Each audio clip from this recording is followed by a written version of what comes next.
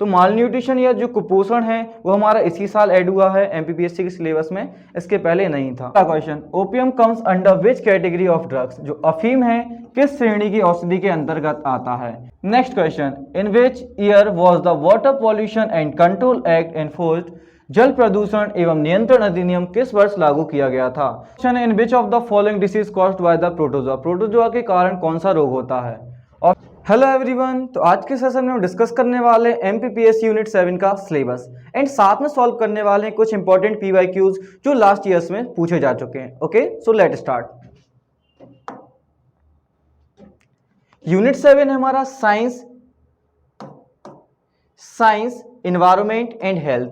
तो यूनिट 7 में हम पढ़ने वाले हैं साइंस रिलेटेड कुछ टॉपिक्स, हेल्थ रिलेटेड कुछ टॉपिक्स एंड एनवायरनमेंट से रिलेटेड कुछ टॉपिक्स। ओके, जिसमें से जो हमारा पहला टॉपिक है वो क्या है? Preliminary knowledge of main branches of science. ये क्या होता है? साइंस की कुछ मेन ब्रांचेस जो कि आपने पिछली क्लासेस में पढ़ी होंगी, physics, chemistry, biology, microbiology, geology, ये सब हमारी क्या होती है? Main branches of science. Okay, जो कि हम फर्स्ट टॉपिक में पढ़ रहे होंगे। देन हमारा नेक्स्ट टॉपिक जो कि satellite and space technology achievement of India in the field of space science. तो इस टॉपिक में हम पढ़ने वाले हैं कि अभी तक कितनी सैटेलाइट लॉन्च की जा चुकी हैं एंड किस सैटेलाइट को कब लॉन्च किया था एंड कौन सी सैटेलाइट का कौन सा काम है। ओके, फिर बात करते हैं स्ट्रक्चर ऑफ ह्यूमन बॉडी। तो यहाँ पे जो स्ट्रक्चर ऑफ ह्यूमन बॉडी है कुछ क्लास 10th जैसा है, जितने टॉपिक क्लास 10th में है उतने टॉपिक तो हमें यहाँ पे पढ़ने ही है एंड साथ में कुछ एडिशनल टॉपिक भी पढ़ने होंगे। ओके, देन नेक्स्ट टॉपिक है हमारा nutrition, food, nutrients and mall nutrition. तो माल न्यूट्रिशन या जो कुपोषण है वो हमारा इसी साल ऐड हुआ है एमपीपीएससी के सिलेबस में, इसके पहले नहीं था। ओके, अब बात करते हैं कि इसमें पढ़ते क्या है।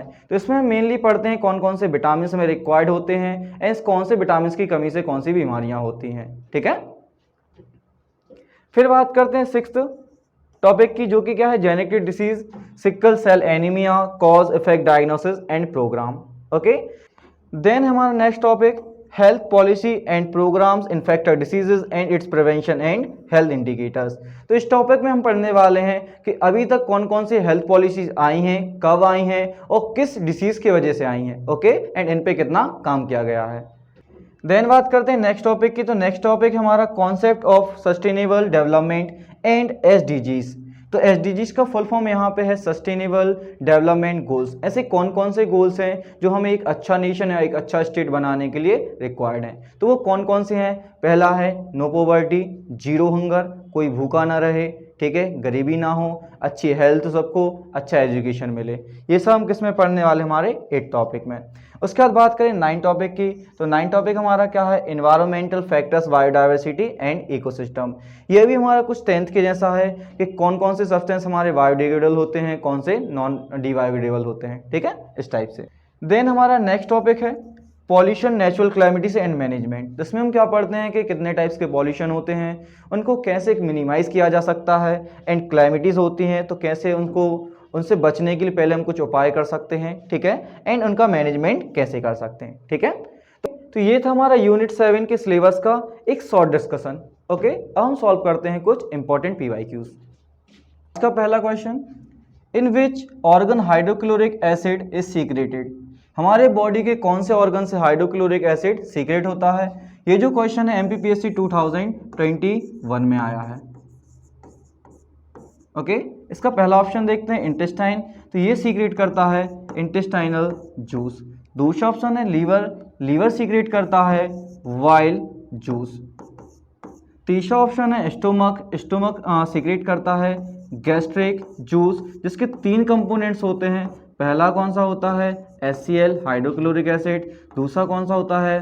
पेप्सिन। और तीसरा हमारा क्या होता है? म्यूकस। ओके, देन हमारा स्टोमक किसके लिए रिस्पॉन्सिबल है? हाइड्रोक्लोरिक एसिड सीक्रेट करने के लिए। ओके, देन चेक करते हैं ऑप्शन डी क्या सीक्रेट करता है। तो जो ऑप्शन डी है पेनक्रियास सीक्रेट करता है pancreatic juice. Next question is scurvy disease is caused by. जो स्कर्विक डिसीज है वो किस विटामिन की कमी से होती है? ये जो क्वेश्चन है ये भी क्वेश्चन 2021 का है एमपीपीएससी का। ओके, तो हम बात करें विटामिन ए की। तो विटामिन ए की वजह से क्या होता है? Night blindness. Okay, vitamin B की वजह से क्या होता है? बेरी। ओके, विटामिन सी की कमी से क्या होता है? Scurvy, okay. And vitamin D की कमी से क्या होता है, rickets. Then option C is our correct answer, okay. Next question, where is the National Institute of Virology situated. ये जो क्वेश्चन है 2020 का है, एमपीपीएससी का, ओके। इसमें पूछा गया है कि राष्ट्रीय विषाणु विज्ञान संस्थान कहाँ स्थित है। तो ये हमारा कहाँ पे स्थित है, पुणे में, ओके। अगला question, the disaster management act was made in. आपदा प्रबंधन का नियम कब बनाया गया था। तो ये बनाया गया था हमारा 2005 में। देन ऑप्शन सी हमारा क्या हो जाएगा, करेक्ट आंसर, ओके। फिर अगला question, which of the following disease is related to corona virus. यहां पे क्या होना चाहिए था, रिलेटेड टू कोरोना वायरस। पहला ऑप्शन है मर्स, दूसरा ऑप्शन है सार्स, तीसरा ऑप्शन है कोविड-19 एंड चौथा ऑप्शन है ऑल ऑफ दिस। तो यहाँ पे जो आपको दो ये दिख रहे हैं ना, ये दोनों किस रिलेटेड हैं, कोविड-19 से। देन ऑप्शन डी हमारा क्या हो जाएगा, करेक्ट आंसर, ओके। अगला question, which of the following gas has highest contribution in global warming. Global warming में निम्नलिखित में से किस गैस का योगदान सबसे अधिक होता है। उसके लिए देखते हैं ऑप्शन ए है कार्बन डाइऑक्साइड, ऑप्शन बी है क्लोरोफ्लोरोकार्बन, ऑप्शन सी है नाइट्रस ऑक्साइड, ऑप्शन सी है मीथेन। तो इनमें से किसका योगदान सबसे ज्यादा होता है, वो होता है कार्बन डाइऑक्साइड का। देन ऑप्शन ए हमारा क्या होगा, करेक्ट आंसर, ओके। अगला question, opium comes under which category of drugs. जो अफीम है किस श्रेणी की औषधि के अंतर्गत आता है। ऑप्शन ए अवसादकारी या फिर डिप्रेसेंट, इसका क्या है, करेक्ट आंसर, ओके। अगला क्वेश्चन है, विच of the following is medical crop. इनमें से कौन सी मेडिकल क्रॉप है। तो गन्ना नहीं है, एलोवेरा है। बिकॉज आपने देखा होगा जो भी स्किन प्रोडक्ट होते हैं उन पे एलोवेरा का स्टिकर वगैरह लगा होता है, क्योंकि जो स्किन प्रोडक्ट्स होते हैं उनको बनाने में एलोवेरा का यूज किया जाता है, ओके। अगला क्वेश्चन है, the sunlight energy used by green plants in photosynthesis is transformed into. तो देखते हैं फोटोसिंथेसिस रिएक्शन में क्या होता है। ये सन होता है, सन से क्या आती है, सनलाइट आती है। सनलाइट ये कौन एब्जॉर्ब करता है, ये एब्जॉर्ब करता है क्लोरोफिल। क्लोरोफिल सनलाइट एब्जॉर्ब करके ये कन्वर्ट कर देता है किसमें, केमिकल एनर्जी। केमिकल एनर्जी किस फॉर्म में, वो होती है हमारी एटीपी फॉर्म में, okay. Next question, in which year was the water pollution and control act enforced. जल प्रदूषण एवं नियंत्रण अधिनियम किस वर्ष लागू किया गया था। तो ये कब लागू किया गया था, 1974 में। देन ऑप्शन भी हमारा क्या हो जाएगा, करेक्ट आंसर, ओके। अगला क्वेश्चन है, in which of the following disease caused by the protozoa. Protozoa के कारण कौन सा रोग होता है।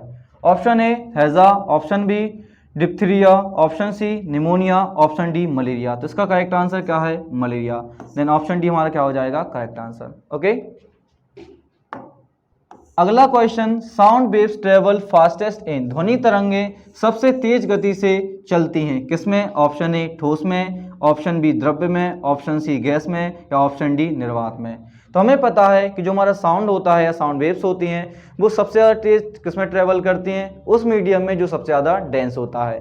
तो अगर तीनों की डेंसिटी देखें सॉलिड लिक्विड गैस की, तो सॉलिड हमारा क्या होता है, ज़्यादा डेंस होता है as compare to liquid and gas. इसीलिए हमारी जो साउंड वेव्स होंगी वो हमारी किसमें तेज ट्रेवल करेंगी, सॉलिड्स में। देन ऑप्शन ए हमारा क्या हो जाएगा, करेक्ट आंसर।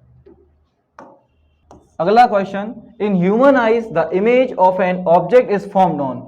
मनुष्य की आंख में किसी वस्तु का प्रतिबिंब बनता है, किस पर बनता है। तो ये जो क्वेश्चन है क्लास 10th से सीधा सीधा पूछा गया है, वो किस पे बनता है, रेटिना। देन ऑप्शन डी हमारा क्या हो जाएगा, करेक्ट आंसर, ठीक है, ओके। आज के लिए इतना ही, मिलते हैं नेक्स्ट सेशन में जहां पे हम सॉल्व कर रहे होंगे कुछ और इंपॉर्टेंट PYQs।